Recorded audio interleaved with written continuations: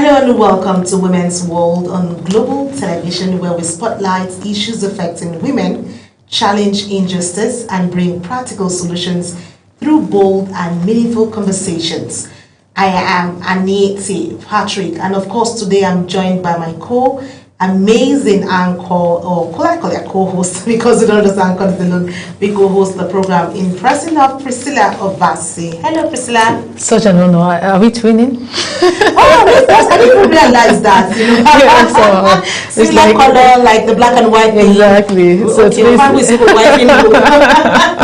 well, unfortunately, today on the program, Kike Lomo, who is also our wonderful co-host, is unavoidably absent today. But of course, she sends her love, and we'll be back soon. And you'll see her on the screen with us, because this is a trial, triad. trial. You know. So, but we just decided to stand in today, ensure that you enjoy Women's World, of course. Well, let's say that this conversation is one that affects women in homes, school, workplaces, religious spaces, and even online. We're discussing a very critical discussion, if you put it that way, where we need women to understand what it is. But basically, we're looking at speaking up, how it means or what it means for women to speak, and understanding women's legal rights in Nigeria. That's because many women go through abuse, harassment, intimidation, and discrimination without truly understanding the protections available to them under the law. Some remain silent out of fear, some are discouraged by society, and many simply do not know where to keep or rather seek help. Priscilla. Absolutely. I mean, that is usually the case, and sadly, lots of women have normalized certain experiences, certain harmful experiences, because they've been told to endure, they've been told to keep quiet, or sometimes protect the family image. And you find out that, all of this will now contribute to people dying in silence. But today's conversation is important because silence does not solve injustice.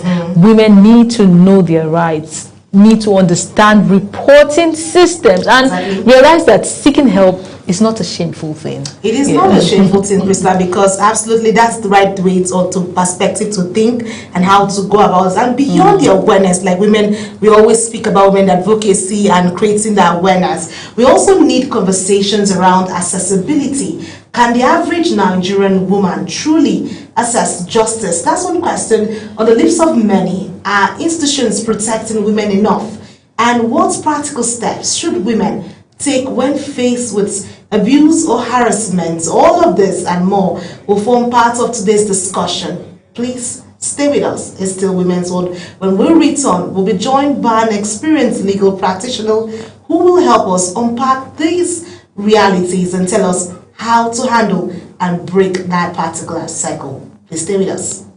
For too long, women were told to stay quiet, to endure in silence, to face challenges alone.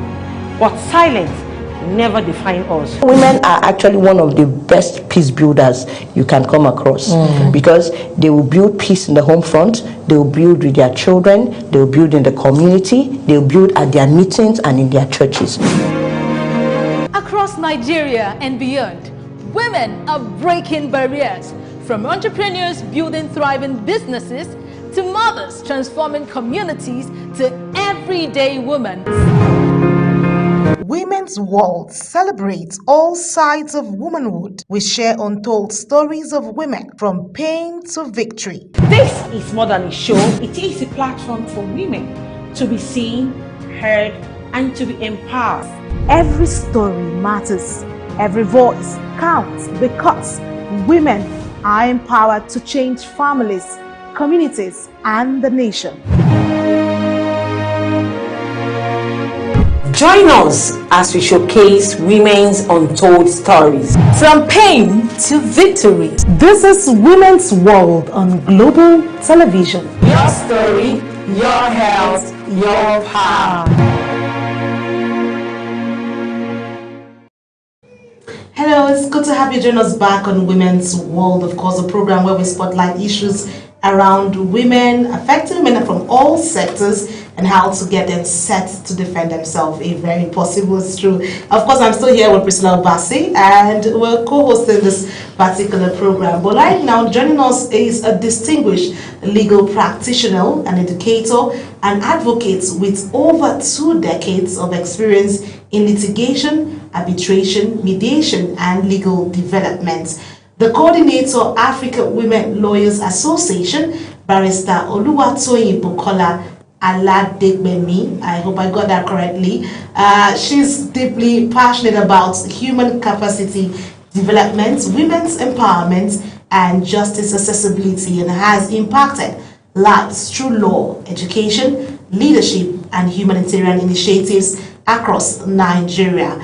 Ma, it's good to have you join us on the program. How are you doing? I'm doing good. Good afternoon to you both, and good afternoon to all our viewers today. It's a pleasure to be here today. Amazing. Good to have you join us today on the program Women's World, where we need to understand the legal rights for women and how they should speak. Priscilla, before we get to speak, let's look at basically awareness, because we always talk about awareness, creating the presence for women, that you don't need to keep quiet all the time because of fear. So let's look at that. For many women, the women hear the phrase "know your rights," but don't truly or fully understand what that means practically. From your experience, ma'am, let's get to that. I'm talking to our guest right now. How informed are Nigerian women today about their legal rights? Because I think it starts from the fundamental background or basics, which is knowledge. Which is knowledge, basically. They really understand what it means. Okay, thank you for asking me the question, and thank you for creating this platform for women to be self-aware of who they are and their standing in the society. When you ask how much of information has been passed to women generally, I would say with the aid of technology now, there is better information than we used to have. So a lot of our women are well informed. However, it is important to note that majority are misinformed and misguided. And I believe that is part of why we are here today, to know more, to understand more, and learn more about how to place the right judgment regarding the information that we see on social media that confronts us daily, amongst other issues that we may have to discuss today. So I believe that women are aware, they are informed. However, there's a lot of misinformation, misguided information out there that needs to be corrected to align with the expected norms of our society, especially with the trending things that are happening around us, because the world is dynamic and we need to move with the change that is going on in our society and across board around the world. Thank you very much for that, ma'am. Thank you. I think I like the fact that you highlighted, despite the fact that some women are, a lot of women, according to you, are informed, there's still misinformation. Part of this misinformation I would want to assume to be women even trying to identify what abuse really is, right? Some people know when to draw the line, some people do not even know what to call abuse. Yeah, we're still there trying to identify, is this abuse? Is it okay? Based on our cultural upbringing, people are still left, Boxed in the corner, and maybe not undecided to know when to call something abuse, when to tag it, out of norm. You understand? So I want to know, what are some common violations against women that society has actually normalized? People will tell you, this one does not matter. It's still it's life. Exactly. It's part of life. So life challenges, womanhood. Thank you. So what are those things? I would really like you to highlight them for us, ma'am. Okay, in law, this would come under what we call law of tort. And when we're talking about the law of tort, we have 2 major aspects to it. We have assault and battery. And when we're talking about assault and battery, a lot of people don't understand some of the ingredients that encapsulates those 2 words. For example, when we talk about some sort of battery or assault that has to do with things that are not physical, people don't pay attention to it. I'll give you a very good example: emotional battery happens a lot, especially in marriages. What is generally called emotional torture.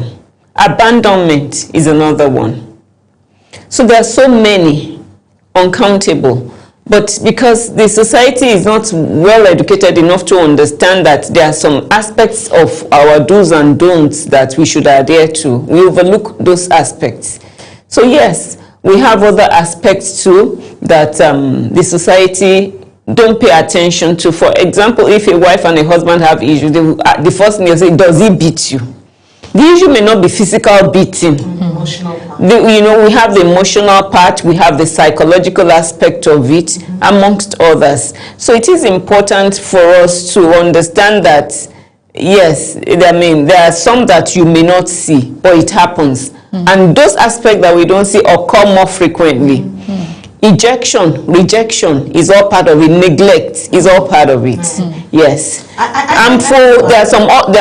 We also have some harmful practices as well. Too many to enumerate right now. Thank you.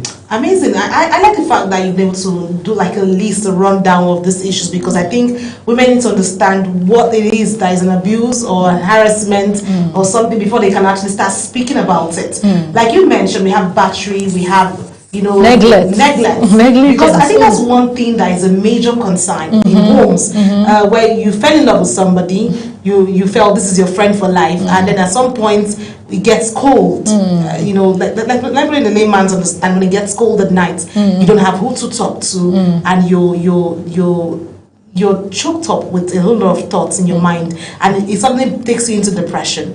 And then when someone asks, are you okay? Because we max a lot of things, we just hold it back to ourselves, and you lose yourself as a woman. So talking about the domestic violence, let's look at it. It has remained one major issue in many homes. A lot of issues that the immediate family or families, say, take it easy. You need to also understand him. He needs to understand you. But legally speaking, what protection exists, doctor, for women facing physical or emotional or the psychological abuse? Because you mentioned that it's cut across, it's not just the physical one.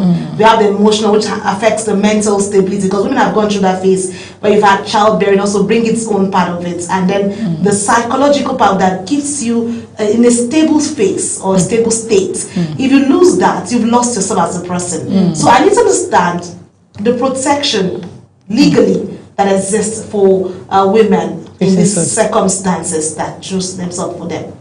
Okay, before I go into that, some religion permit men, perhaps permit men to marry more than one wife. And in the process, when you have other co-wives, there's sometimes the issue of marginalization and discrimination. Those are some of the things that women go through. And in some parts, aspect, let me not say parts, I'm careful not to say some parts of the country. In some aspects, you see issues of underage, early marriage. When we talk about protection, let's start from the basics. Child's Rights Act of 2003. The marriageable age in our country is 18 years. So when it happens that a child below, or a female, our gender, female below the age of 18 is forced into marriage, or is made to marry, or chooses to go and marry, there is a breach there. And I chose the words, either the child, the female is forced to marry, personally chooses to marry. Either way, there's a breach, because the law says that girl ought to be 18 years. How do we redress it? If that girl is below 18 years, the parents or the guardian can be sued for giving that child out in marriage. Now, if it is the child that says, I have decided, we all know that it is wrong.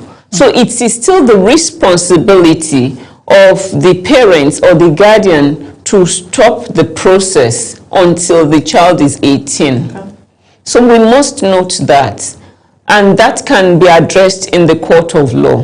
However, before we get to the level of going to court, we can also choose what we now call mediation, which is gaining ground. I'm a fellow of the Chartered Institute of Mediators here in Nigeria, ICMC. I'm a fellow. We can, at the Institute, we can do what is called counseling. We can, through the process, enlighten, educate the parents, and also talk to the child to make them understand that there has been breaches.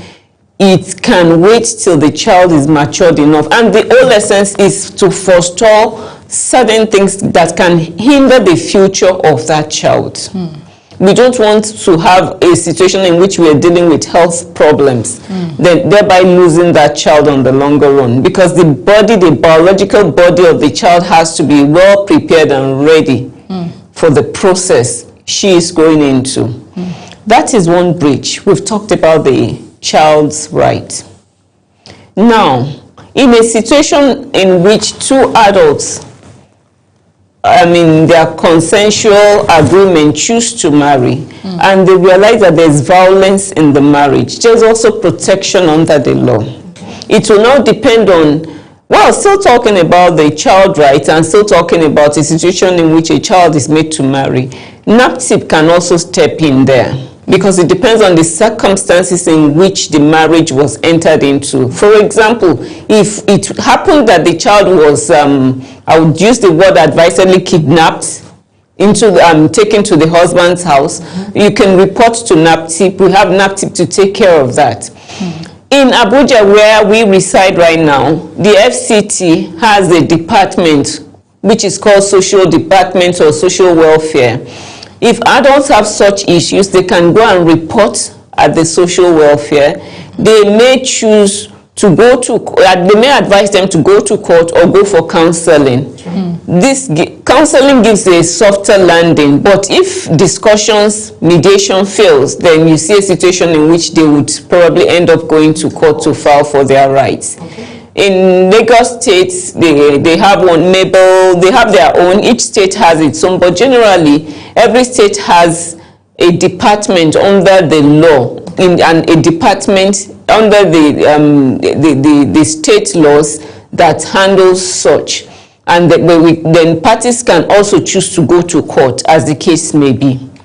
Well, talking about every state having their own structure, how accessible? I know someone that has said, I have tried to access NAPTIP for a while, and all efforts, just proves abortive because of some systems and structures. I don't really know. But, how accessible are these agencies, are these structures, are these bodies that you've just mentioned? Because we're in Nigeria, and we know the reality. Sometimes you will be going through you can be in a very dicey situation, in life and in death situation. There's no emergency response in the hospital, normal hospitals that you go. Do you understand? Yeah. How about with a structure that has been set up to address counseling or give alter counseling? Sometimes counseling is usually seen as it's treated as casually. Too casually. I think basically, if I get you right, before we talk to Dr. Oluwatoyin to speak to this issue, is basically on systems that actually are effective in emergency cases. Exactly. And just like she mentioned, we have the counseling system, we have the mediation, which is the soft landing, before we look at those larger platforms where it might take longer processes to assess it. For instance, I'm very aware of one of the FCT, the social welfare, because I've worked closely with them and I understand how this is brought into and issues are looked at. So there's that safe space. You call it a safe space for women who have such issues, and over time, I think they're doing their best. I'm not their mouthpiece, but I'm just saying, basically, I've seen scenarios play out in that cases. But basically, I feel from the doctor's perspective, she has. I feel mediation should be the first place of call. If we get it correctly, mediation is the first place of call, and it should be an accessible place, just like Islam wants it to be. But I think, for me, I don't know what it is right now. Well, if she's speaking, that means it's accessible enough. Well, I think she has us. You may need to help us understand how accessible, how quickly can I access the services you just mentioned? Okay, thank you so much for the question. I'm still talking about the accessibility, especially when it comes to when one's rights has been tampered with I mean, generally, I forgot to mention that we also have harmful widowhood practices. Because you mentioned just about marriage. Sometimes we have a situation in which a woman or a lady loses the husband and she's made to face some challenges by in-laws, facing some traditional harmful processes. The law protects such. And in this case, we have the legal aid. The Legal Aid Council. So thank God with information technology that we have now, you can always do a letter to any of these agencies. You can go on Google, check their address, write them, and they will respond. That is one of the major useful tips I'll be leaving us with today. Beyond that, we also have associations that help women generally. I'm the coordinator of AULA in Abuja. AULA means African Women Lawyers Association of Nigeria. You can always reach out to us and we would always help. We are handling a lot of cases for women. We also have the FIDA, in which I'm also a member. At FIDA, once a case is reported, we take it on and we assist. So there are several options for women out there. And there's so many agencies, there's so many NGOs. If you go to any, they will definitely refer you to whichever organization or body that they feel will be helpful in the circumstance. Just a letter of complaint is okay. If, however, the person is not educated enough to write, all you need to do is to talk to someone about your challenge, and the person can go online, check the nearest office. Yes. Check the nearest office and you'll be referred to the appropriate quarters. So it's so easy. And the interesting part of it is that at Legal Aid, they don't charge money. Yes, it's free. They don't charge. At the welfare department of FCT, they don't charge money. So it's free. Government is willing to assist at every point in time. To take the matter to even the court level is also free. Because I know NGOs that you approach, say, oh, we're an NGO, we're here to help women. And when it's time to go to court, when you go there to complain, they are telling you to pay something first. This is someone that's coming with a challenge. And first of all, they're asking, and they say, okay, we can actually listen to you, but if the matter is beyond us, we have our fees. So I don't know how women that are facing whatever it is they are facing now can go and approach those, and they call themselves NGOs. I've actually heard of them, I've seen them, right? So how affordable are these persons now you have mentioned, ma'am? Do they also take matters up even to court level? At no cost at all. At no cost at all. The court is not free. However, I mentioned earlier that the court should be our last resort. Okay. I'm a lawyer, so I'll tell us based on my personal experience and knowledge. Going to court is no longer as fashionable as it used to be. And that is why even in the court premises, in almost all the states in Nigeria, we have what is called the multi-door court. At the multi-door court, we preach what is called ADR. And ADR means Alternative Dispute Resolution. And what that means is that depending on the issues that you have brought before them, at the ADR, which is a multi-door court, they look at it and advise you based on the kind of disputes that you have brought. If it is domestic violence, for example, they may say, let us counsel the two of you. ADR is good.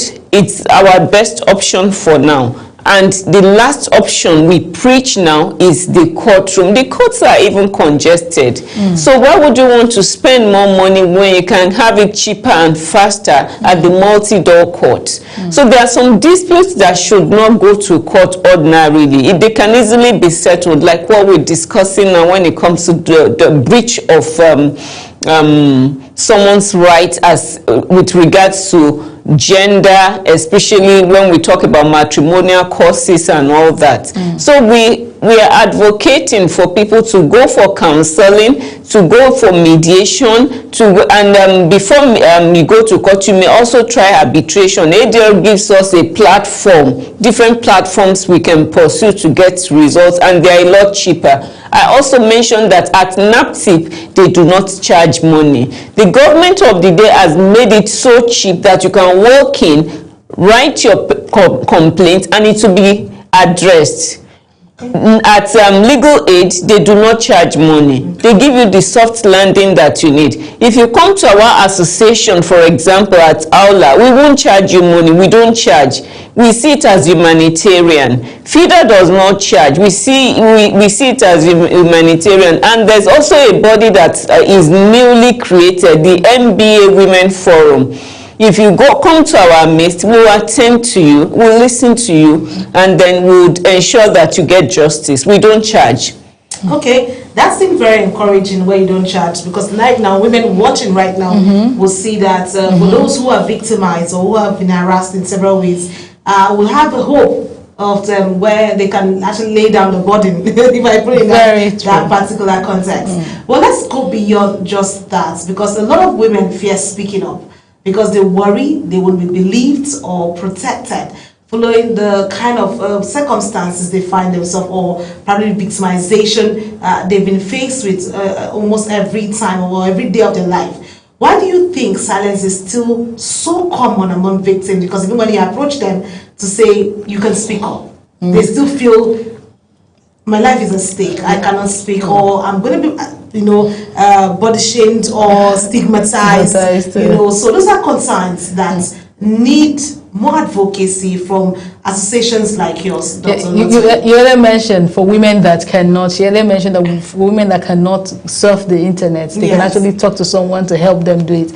And this is where this question, so how can so not every woman is bold enough to go share their problems and say, come and help me go to the internet and let's solve, because somebody just feel it will be broadcasted, somebody will get to know it that you don't want to know. It becomes you become a victim of circumstance. Exactly. So how do you deal with such situations? It's very difficult to deal with a situation that you're not aware of. Okay. If people don't speak up, we will never know the challenges that they are going through. If people don't speak up, they will die in silence. And I thank you for putting this program forth.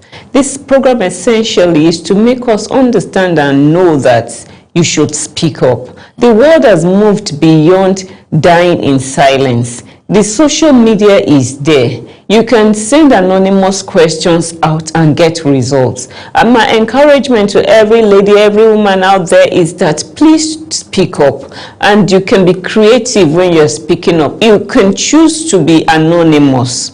And then secondly, I would like to encourage all women out there, get something doing, get busy. More of the time when women say they don't want to speak up is because of fear of the unknown. Sure. But we thank God that we are more enlightened, more educated now. Thank God our country encourages both male and female to be sent to school, and so we are almost all enlightened at par. With the level of knowledge that we are gaining through education today, women should know better. Speak up so that you can get a brighter and a better tomorrow. Don't die in silence. It just doesn't make sense for you to waste your life just like that. To impress who? And what you're running away from will keep confronting you daily if you do not speak up. We have so many organizations out there waiting to hear you speak up. Nobody is going to body shame you. Nobody is going to cast aspersion on you. But even if they do, the results that you get at the end of the day would shut them up on the longer run. So I encourage us to speak up. Yes, I know most women stay silent,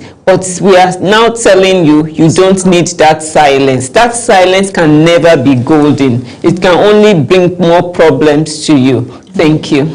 That is... I like the fact that she said silence is not golden. Of course it's not, because I've seen women traumatized, have their lives shattered, that self-vibrant woman you know on a daily becomes a shadow of herself because of victimization, fear of the unknown. What happens if I speak up? The society is going to say, after all, you know, women are always the problem. You know, but I think we've gone past that age and time, and I like the fact that associations in different groups, in different bodies, are looking at ways to make women feel much better and stabilize I also society. think part of the reasons why women tend to not want to speak up is because you want to paint yourself as a perfect person. Nobody's perfect. Nobody's perfect. Nobody's perfect at all. So I want us to be quite realistic of these processes. I mean, I like the fact that you're trying to encourage women out there to be able to speak up. If I want to go report a situation, say to, you know, a body, or some of the bodies you have mentioned, some of the structures you have mentioned, can you outline the biggest obstacles that I may face within the reporting and legal process, so that you're able to count Break your it costs and know that, okay, it's working. You're not discouraged midway, right? Because somehow it's part of the process. So let's highlight some of those processes. I mentioned earlier that when there's an issue at hand and you feel that it must be taken care of, sorted, all you first of all need to do is to articulate what the issues are. And after that, once you've gone through the process of articulating, identifying and articulating those issues, you need to report. When it is reported, most of the times people get discouraged because when they report, they think the result should happen within 24 hours. And it is not always so. Because sometimes one may be misjudged when you hear from only one side and you don't hear from the other side. What will often slow down the process is that the person being reported may be slow at getting back or responding to the queries, because once an issue is reported, we need to call on the other party to either come or state his or her own side of the story, and this may take some time. This process would usually take some time because we call it a process because it is not magic, you know.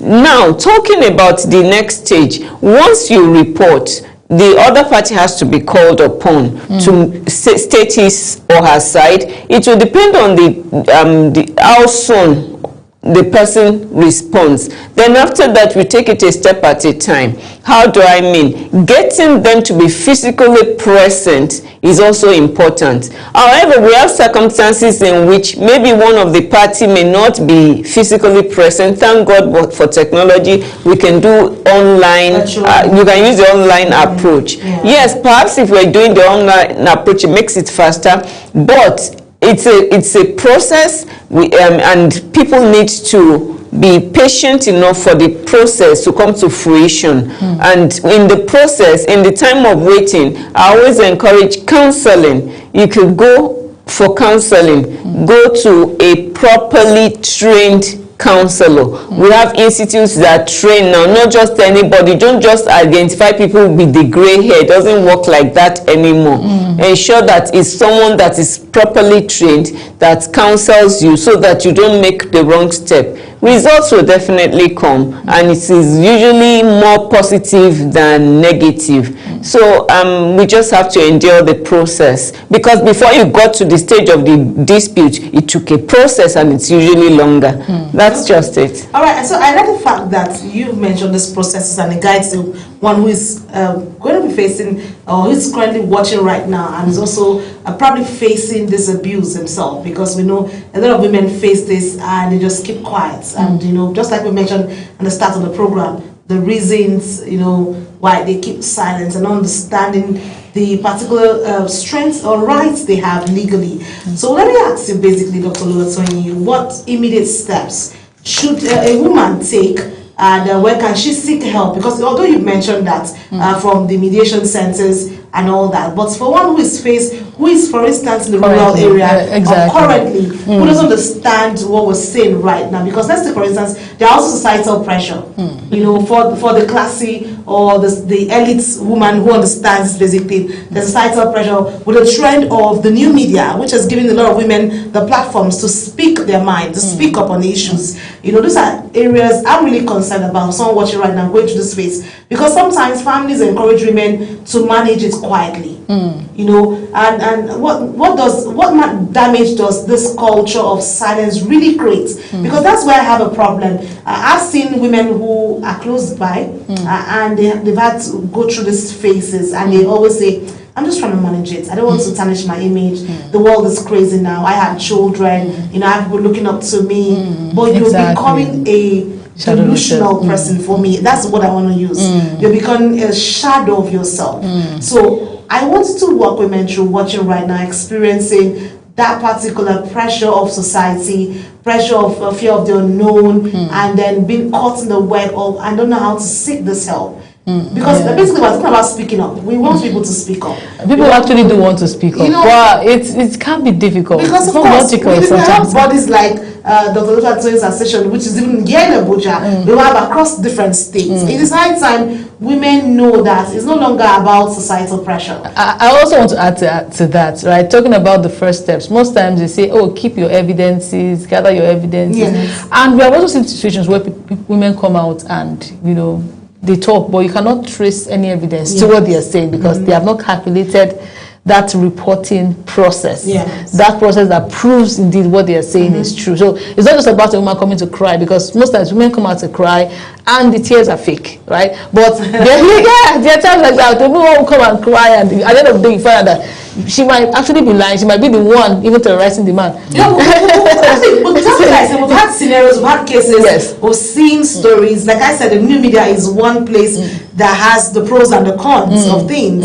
And Dr. Oluwatoyin was speaking to this issue, so you understand where we're coming from. We've seen scenarios where a lady allegedly, accused someone of abusing her, and when she was being picked, she said it was delusional. And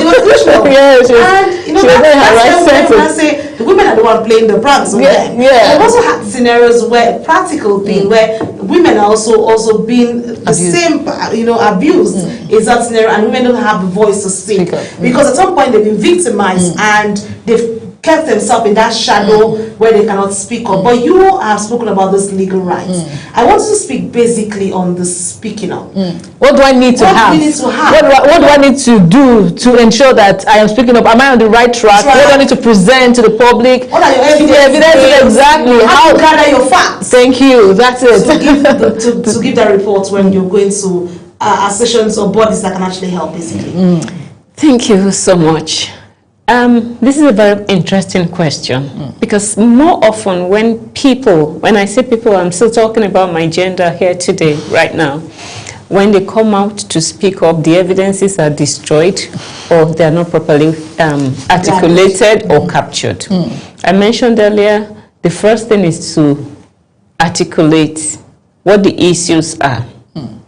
Sometimes what people think the issues are may not be the issue. I think it's high time the youth are properly exposed to their rights, especially before getting married. When you know your right before getting married, you know how to adhere strictly to what is legal, and then you're able to differentiate between what is legal and illegal. Why do I say this? I mentioned earlier the issue of abandonment, the issue of discrimination. I mentioned the emotional and psychological torture. More often, both my gender and the other gender do not know the delineation. They don't know where it stops. They don't know where they should not get, where certain things should not get to in a relationship. So the number one thing is education. And this aspect of education is so key because our mental diet, our mental health is important. And that is why sometimes you feel that some people are delusional. They don't even know. When you're educated, you know how to guide yourself properly. So education is the first thing. Being educated about your rights generally. Not only being educated, understanding your rights also is very, very important. So talks like this going forward I think you should welcome situations in which people's rights are discussed when it comes to issue of getting married, nurturing children and all that. We've seen several cases of abuses, and at the end of the day, you realize that the people, the offenders didn't know better. They didn't intend to offend, but they just didn't know it was an offense. So that happens a lot. So that is one major aspect. Our mental diet, our mental health is very, very important. And how do you keep it? You know your rights and you adhere strictly to what is expected of you as the role you are to play part time. It is important. So once one is educated, there's 50% chances that there will be less issue to be trashed. Okay. That is quite sound, I'd say. There is the issue of victim blaming too. Most times a woman reports and says, this man hit me, and they're asking, what were you saying to him? What did you say? I think society finds it. Sometimes I feel the woman is just being boxed into a corner. Exactly. So in such situation, I'm asking, why can't the man say it too? Do you have to use your hands to say? If I say, you say. Do you get? So, but some men will argue that the man cannot say so much because the woman is more gifted with her mouth. So that is the only way he can also retaliate. Okay. So men justify their acts of hitting their wives basically because they feel the wife said what she shouldn't say. And then when you report to maybe elders, mothers, maybe pastors, maybe religious leaders, sometimes they say, what did you say to him? You should also mind what you say. So is that a justification to physical abuse? I really want to ask Dr. Oluwatoyin, is that how does societal judgment also affect justice and healing for women? Societal judgment. Yeah. You know, this is interesting. It will depend on the kind of society we belong to. You know, and the sense of judgment has a lot to do with our level of enlightenment and our education, which is why I say the baseline is education. Because when we are educated, the kind of judgments we will give concerning issues will differ. Yes.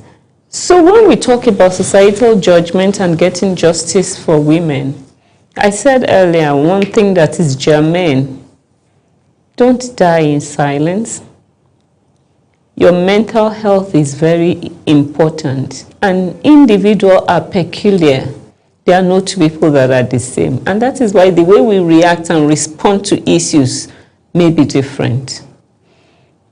In my place, where I'm from the Southwest, they will tell you that if you want to achieve a goal, you don't listen to the noise in the market. I'll call on all women. Don't let societal judgment run you into that place of despair in which you can't speak up, in which you suffer in silence. Silence isn't golden anymore. Societal judgment would not matter when you get your good results. Be focused, know what you want, and stand with the truth. Now, when we talk about reporting, which you mentioned earlier, it is only someone that is enlightened that can give good reportage of incidents and issues. And when we talk about education, I'm not talking about just being enrolled in a school and collecting certificates. Of course, we see these days there are so many people with certificates without good sense of judgment. They went to school, but the school did not pass through them. Education goes beyond the four walls of a room. At every point in time and at every stage, a woman must be willing to learn more. Regardless of your professional calling, be willing to learn more. And how do you learn more? Move with the older and more exposed ones. When you move with them, it does not mean they will be 100% right and correct. Just take the positive knowledge you need from them and keep those ones on your left. Of course, there are some that you have to trash. But moving with people that are exposed and experienced will help you have good and better sense of judgment. so that in reporting an issue, you will know how to keep your records correctly and accurately. And when we talk about keeping of records, I'm not encouraging women to go and carry a book and start noting the ills in the marriage or in the relationship in the family. No. But when there are major issues to be discussed and to be resolved, note them carefully and address them accordingly. It is only when people know that you have good sense of judgment that they will trust you, they will believe in you, and they will be willing to resolve issues with you. But when you go there blabbing, not even understanding the root cause of the problem, it becomes impossible to help you in that situation. So for me, once you are educated, and education is not going to the four walls of a room. Education could be in the market. Marketplace education is important. Social interaction is very important. Don't stay alone. Keep moving on. Keep moving with the trends. Don't wake up in the morning checking Facebook and Instagram. Have physical experiences that you would need to apply part-time as well. It's important. So that's what I have to say on those issues that you have asked me today, and I hope that this will help some woman out there listening to us. Well, I hope that any woman listening to us or watching us right now would understand and be able to walk through this narrative you've just laid out. But let's talk about prevention. That's one area. It's better to prevent. Prevention, they say, is better than cure. So let's talk about prevention. What role should schools, religious institutions, and parents play in educating young girls today about their rights? Because it starts from the foundation. If the foundation is well laid, trust me, every young girl understands what it means. I know sometimes they look at women when they feel you know better, they feel that you're being rude or being proud, you know, when speaking to issues. But you attract the right person. But you attract the right person, because if you have the right knowledge, you attract the right kind of people, the right mindsets, you know, thinking people around you.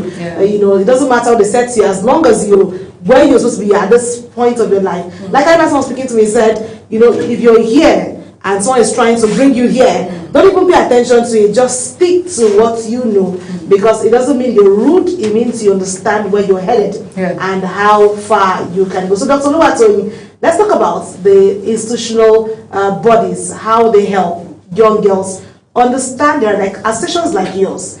How do you educate young girls before we bring about the parenting and all that religious bodies? In organizations like ours, the African Women Lawyers Association visits schools. We visit schools part-time to enlighten children on the importance of education.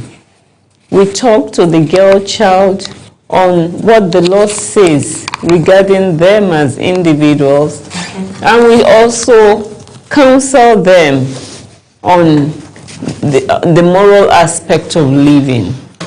And that's the bit that we can do as much as our association is concerned when it comes to the children. Now moving on to parenting. The parents have a lot of role to play.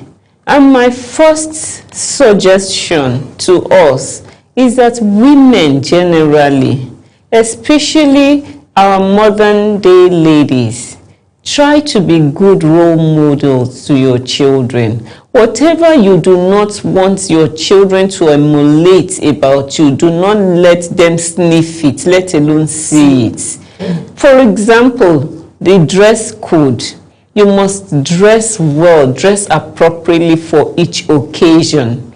You know, it is important, and it is something that I find extremely disturbing these days. We see a lot of women inappropriately dressed for occasions. You're going to pick up your child in school. You don't wear a tennis attire, the skimpy skirt and the jumper or whatever. Let's try to do things right, because these children are modeling us. And if you are a guardian too, because some will say, after all, the child is just my ward. Show them good examples regardless. from our dressing to the way we speak in the society is very important. The morals we pass down, they are majorly what the children see us do. So we must try as much as possible to do what is expected of us as adults, as mothers, as sisters in the society, regardless of if they are our biological children or not. Yes. So I like the fact, because we talked about the new media and all that, how that works out for the women, the modern day women, because we said like they have the open space where they can speak up to issues when they're depressed. So basically we understand that technology also plays a very major role. Sure. I like the fact that you said don't even allow them sniff, children sniff it, not talk of seeing it. But my concern right now is the issue of technology, because it is right in the faces of a lot of women who want to model their children rightly. But I think we talk about screen time, we talk about accessibility to the internet, and all that. Internet has come with its pros and its cons, just as you've said. Yes. And how can we harness the good side of technology to enlighten, women on their rights? There are a lot of women that would, pick up their phones today, see an issue happen. I've seen it severally on Facebook, on the internet, on social media. People going live. They are going just go live and start to share these things and start to tell the world about your story. And nobody really cares about you on that internet space. People just want to hear gist. When they see your gist, they enjoy it, they move on to the next. So how can you use technology? Basically, I want to ask Dr. Oluwatoyin, how can you use technology, how has it changed how abuse happens, especially, online? Harassment, cyberbullying, and everything that comes with the internet. How can we even use it to help our knowledge? And before you jump on that, let's quickly, because we're rounding up this, are Nigerian laws evolving enough to address the digital abuse against women? That's one thing that we look at, because people are expressive, but they turn out being abused in the process of being expressive. So I want to know what the law says from your perspective, and how this has helped to also address the abuse against women. Thank you. When we talk about using technology to enhance the betterment of women in the society, I can assure you there's a lot going on, and there's been a lot of laws and a lot of regulations when it comes to the use of the social media. One of my colleagues just launched a book on how to use the social media. Unfortunately, I don't have the title of the book now. Her name is Mwakwocha. She's a young lady. She just, you might want to get a copy of the book on how to use the social media. I'm sure if you Google it, it may be there, because she just launched it about 48 hours ago. And so many other books are out there for us to use, to read, to study, that would help. Now, when we talk about the use of social media, it's pretty difficult to speak to it with regards to curbing the younger ones or the youth from accessing certain information from there. Why? You mentioned the screen time. Don't forget, most schools now use information technology to pass on knowledge and information to their pupils or students, as the case may be. They use it for learning. In the process, you see so many adverts, so many things flying in, and we don't have control over most of these things. Even when you use the parental guide, we always have these breaches. So it's pretty difficult. The most important thing is for parents to talk to their children or what, to speak to them, to ensure that they are properly monitored and timeline the screen time so that we can curb some of the excesses. That is the best that we can do. On the implementation of the laws, we have so many laws, but because of time, we will not deal with that, on cyberbullying and all that. Just go online, know your rights, know the details that it entails and apply them, so you don't get into trouble using another person's space on the social media. Thank you so much for that. I think that has actually given us the long run of the world. This conversation has been extremely eye-opening. Many women are not silent because they are weak, but because they feel unsupported, uninformed, or afraid. Priscilla. Absolutely, we thank God. I'm really grateful for Dr. Oluwatoyin for coming here. Today's conversation actually has reminded us that legal rights are not just words on paper. They are protections that actually women must understand and access confidently. Well, truly, knowledge is truly power, like they say. And of course, we've seen that our focus on this speaking up goes a long way to solving issues and giving women the right to independence and wealth consciousness. Well, it's an amazing run here. Absolutely. So thank you so much, Dr. Oluwatoyin Aladegbami. Thank you so much for coming to speak on this issue. We look forward to more engagements and picking up for women in their rights. Thank you so much. Well, isn't it amazing, Priscilla? We have to run. We're drawing curtains here. Thank you so much, viewers, for staying tuned up to this time. Until we come your way again, remember, this is that program where we spotlight issues facing women. Bye for now. All right, I am Annie Patrick, and of course, I am Priscilla Obasi. Bye for now.